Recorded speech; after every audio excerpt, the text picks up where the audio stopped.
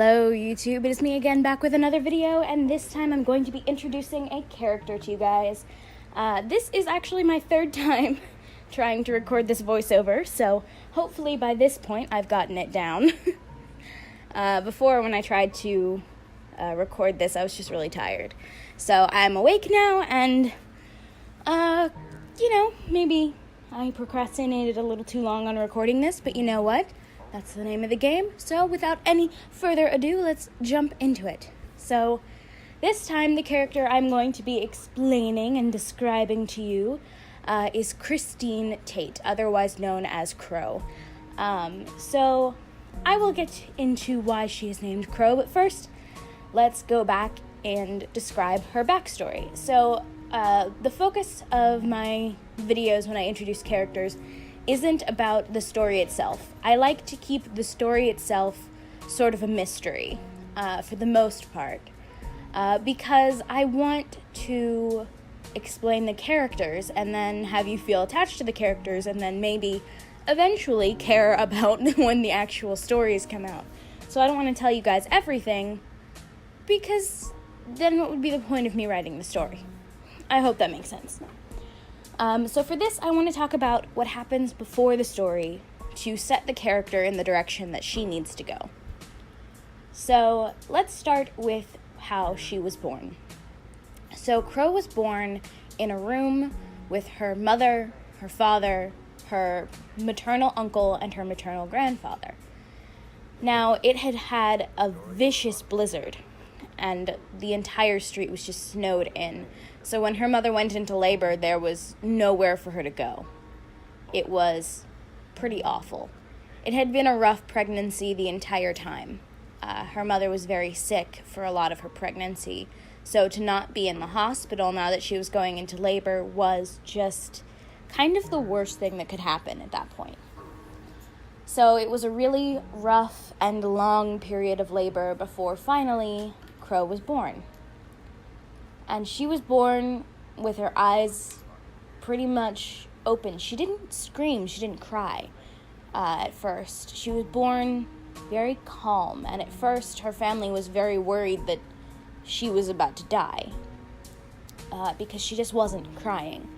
And then after a while, her body kicked off and she started to cry. But at the same time, something else started to happen. Her mother started to have these vicious, what seemed to be attacks of some kind. Her family couldn't place it. It was them trying desperately to get her to stay awake and to calm down enough that they could figure out what was happening to her. But they weren't doctors. They couldn't get doctors. And as many times as they tried to call 911, the phone lines were always down. So, eventually, she died. It was obviously quite devastating for everyone involved, but they had a baby to take care of. As soon as the storm went down and they were able to, the family started making arrangements to move Crow and her father out to New York to live with her maternal grandparents and uncle. And that was sort of how she was brought into the world. They moved to New York City and spent a great deal of time adapting to the way things were in the house that her mother had grown up in. But it wasn't exactly a charmed life. Christine Crow was never a normal child. She was very intelligent and was speaking long before people thought she should have been able to. But she was also very quiet. She didn't cry, she didn't scream. It was almost unnerving how calm she was. But at the same time, her uncle adored her. He spent as much time with her as he could, even though he had a very demanding job. And most of the time, Crow was left with her grandfather, who was a rather ailing man, but still capable of taking care of a toddler. He was sick, but healthy enough that he could do what needed to be done. He could cook, and he could clean, and he could take care of a child. Until one day, when he slipped and improbably fell and hit his head. He was dead almost instantly, but no one else was home. So she just calmly sat next to him and had a conversation with someone she figured was her imaginary friend. He was a strange figure in a cloak. He looked to be about her size, about her age, and to her, in her head, his voice sounded about as young as hers did. They were a good match, but no one else could see him. So she figured he was just an imaginary friend, and so did everybody else. When her family came home and found that her grandfather had passed, it was another period of mourning. It was not too long after that her uncle also passed, this time in a really strange car accident that was freakishly improbable. Made mad and delusional by grief, Crow's father decided that it had to be her fault. He'd never lost anyone in his life until suddenly he had this child. Now he'd lost his father-in-law, his brother-in-law, and his wife, all within the span of 3 years. It had to be the child's fault. Somehow it had to be her fault. So he picked her up, put her in the back seat of his car, and drove around through the city trying to figure out what he was going to do. But the longer he stewed on it, the more insane his plan became. The more he let himself fall into the rabbit hole of grief and suffering that he was going through, the more he was willing to do something terrible. He took his toddler daughter and walked into an alleyway and set her down there, told her to wait for him, got back in the car, and drove away. For a while, he wrestled with the thought of coming back, but he never did. And so she was left there, sitting in an alleyway in a big city, alone. She would never see him again. She was sitting there in that same spot, still waiting for him, asleep against the brick wall, when sanitation workers came to gather the garbage cans and found a child. They brought her into the police station where she was promptly taken care of, and though she never said her name, they assigned her to a foster care facility. No one knew who she was, no one knew her name, and no one came to claim her. She was abandoned. And in a sad way, he was kind of right. At least, that's what she figured out as she got old enough. Every time she would go to a foster care family, something would happen to someone she'd met. Whether it was the kindly old neighbor falling down his stairs, or that friend that she met at school, her parents would get in a car accident. Sometimes it was even the foster family itself. Someone would die or be horribly injured. Everywhere she went, death followed. This earned her something of a nickname among the other kids in the foster care facilities. They would call her a crow, an omen of death. And after a while, it was a name that she felt fit her. She wasn't proud of it. She wasn't happy about it. In fact, it made her somewhat sad. But it was right. It was appropriate. All the while, she had continued to talk and communicate with this imaginary being, what she later believed to be a hallucination. She never named him. He was just usually there. Sometimes he wouldn't be. When he would come back, he would seem sad or upset, but nothing ever seemed to be completely amiss.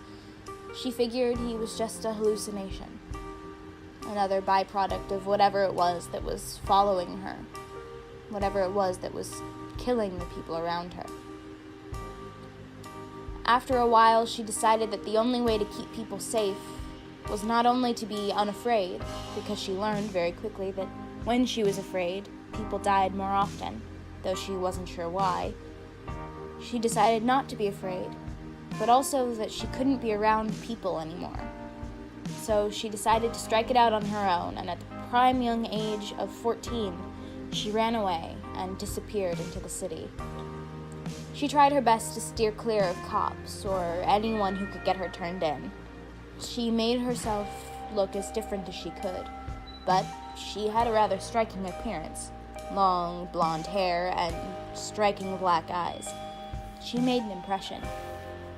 So she tried to keep herself as out of trouble as she could.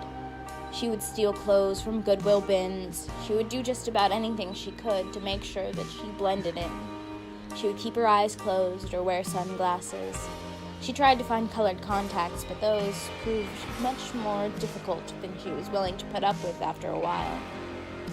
So instead, she just did what she had to do. She learned to pickpocket people. She learned to con people, to get them to give her things. She would ask if they had any spare water, explain that she was running around for a fundraiser. She needed a quick drink because it was so hot in the summer. People would give her things. They would oblige. It was a little girl, after all. But the older she grew, the harder it became to scam people, and the easier it became to just take things while she wasn't looking. It was not a perfect life, not a happy life, but a life she learned to live. If she moved often enough, she could save people, and that was all she wanted to do, to keep people safe from her. It was a sad way for a child to grow up. Everything about her childhood was marked with sadness and grief and trauma. The amount of times she saw people die was innumerable. It was a horrible way for a child to grow up, and it left its mark on her. She began to feel detached from people. She began to feel as though she wasn't a person, as if she wasn't really supposed to be here. She emotionally detached herself from the world and from people at large so that she wouldn't have to feel the pain of grief ever again. She likes to find psychological books. She'll go into libraries and she would look up psychological books, try and find any description, any diagnosis that would fit her. She wanted nothing more than to find a label that would explain everything, and she could never find it. Unfortunately, she wasn't the only one looking anymore. After an unfortunate run-in with a rookie cop at the time, she piqued his interest in all the wrong ways. This officer realized that this child was connected to a whole lot of death, and while he could never get her into the station long enough to find any reason to turn her back into foster care or get her arrested or find any reason why she could be behind these crimes, he was determined to find her. So her life became that much more complicated. Now, not only was she running from recognition, she was running from this officer. Even when he was told explicitly by his superiors to stand down, he never did, and she would often find herself at odds with him. So that's where she begins our story. Running back and forth between homeless shelter to homeless shelter, trying to figure out what's wrong with her.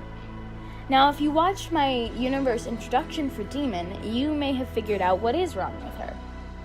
She is half demon. And that's something she figures out fairly early on in the story, so I'm perfectly fine with telling you that. But she is half demon, and her soul was infused with a demon, and that's part of why her mother got so sick. It's ultimately why her mother died. And her magic is harmful. It connects her literally to death, which is manifested in her imaginary friend, who is not so imaginary, and he's a reaper, though he is undoubtedly her friend. The two grew up together. That's all they know. Each other. So that's this character, and hopefully I will be able to introduce more characters from this universe soon, because I love this universe and I love the characters. And I think that this is the voiceover I'm going to go with. So that said, have a good morning, evening, afternoon, nighttime, time of day, and I will catch you guys in the next video if you're subscribed, which you should be, and you should also hit that notification bell because that will let you know when I post new videos, and I really like it when you guys watch my videos, so please do. And also leave comments and likes and just all the stuff down below. I love interacting with you guys, and I love getting to know you, getting to know all about you. If you guys know what that's a reference to, I'm proud of you. Alright, so that said, I will catch you guys in the next one.